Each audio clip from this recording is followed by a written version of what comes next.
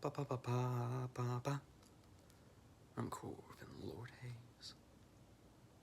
Would you like me to read you a bedtime story? Let me just find one. Where the hell did I put it? I was just reading it. This bedtime story ain't got no title yet, but we just gonna read it anyway. Wherever it is. Is this the right book? Is that it? Okay. Yep. 1 second. Do something your future self will thank you for. Oh wait, that's not it. I sat across from him.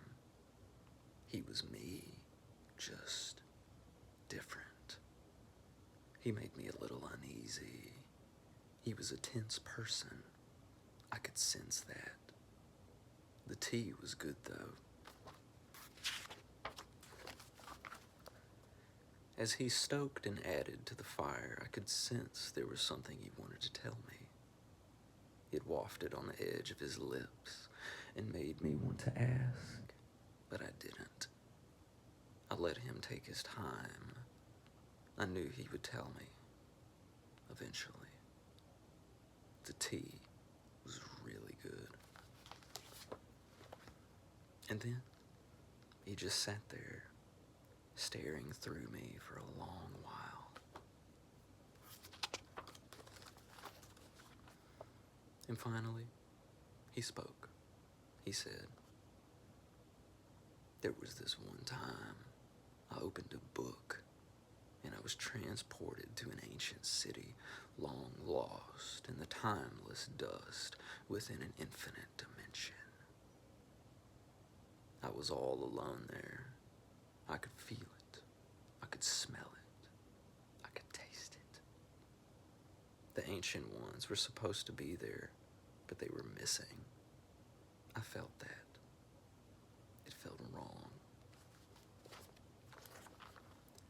Eternal fires flamed on. It was the only movement in the place besides the dust I had stirred with my breath. And despite all the fires, it was cold, frigid. It made my hands hurt. I didn't know why I was in this place, but I could feel it was important. Stacks of books were scattered everywhere.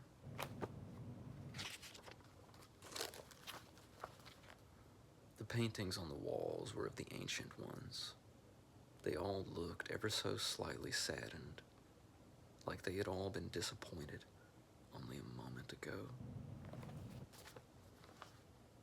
The way the books were scattered throughout the hall told me a single person had been here by themselves for a very long time.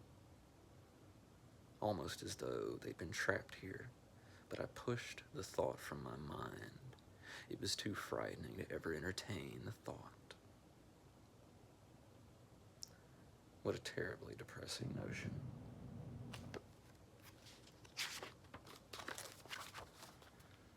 I found a big, dark, open space through a doorway and made a torch.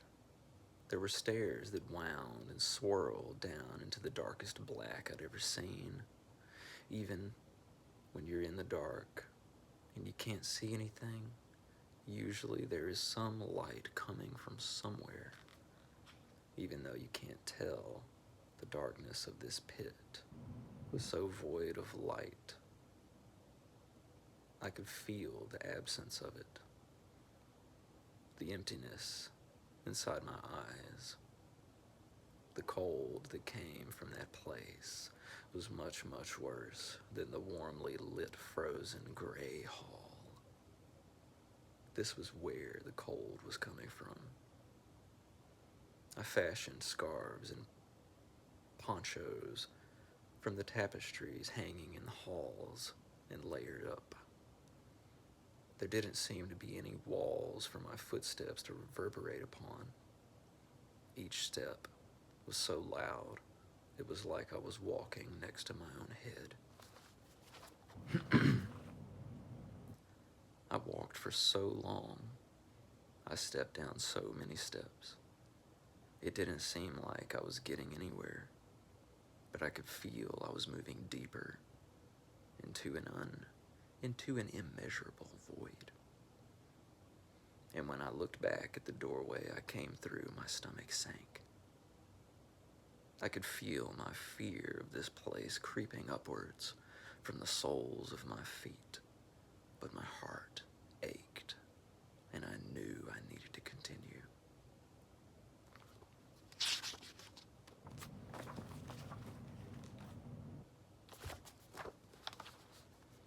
I walked so far down.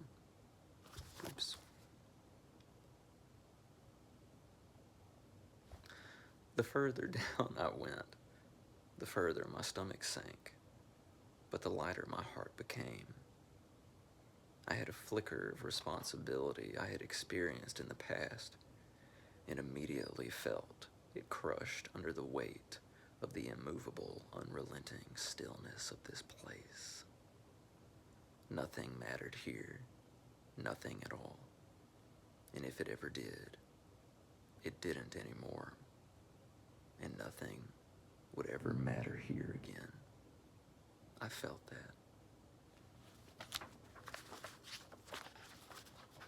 I walked so far down that my torch had burned over halfway down. At the time, I thought I had so much more left to keep going.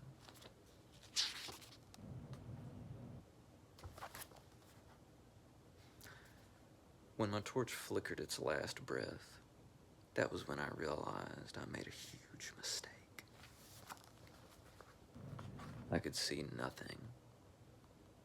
My light heart had been soaring in the clouds, and now it dropped 1,000 feet in an instant and met up with my stomach, which was way down in my feet now. I fell to my hands and knees and vomited over the edge of the steps. I started shaking and hyperventilating. The cold had eaten all the way through me. I fell to my back and was paralyzed with fear. Nothing I could do now would help me anyway, I thought. And that was when I felt the mass of my makeshift outerwear slide across me. The weight of all those tapestries had shifted my position, and I creaked toward the edge of the steps. In one moment, the culmination of my terror shot through me like electric fire. As I felt my weight cross the edge of those steps with the speed of a slug.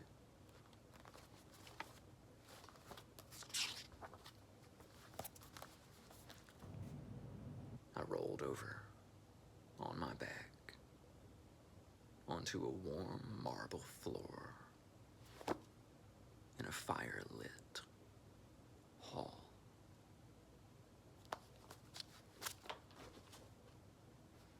That was a story I wrote. I can't believe I wrote that. That's cool.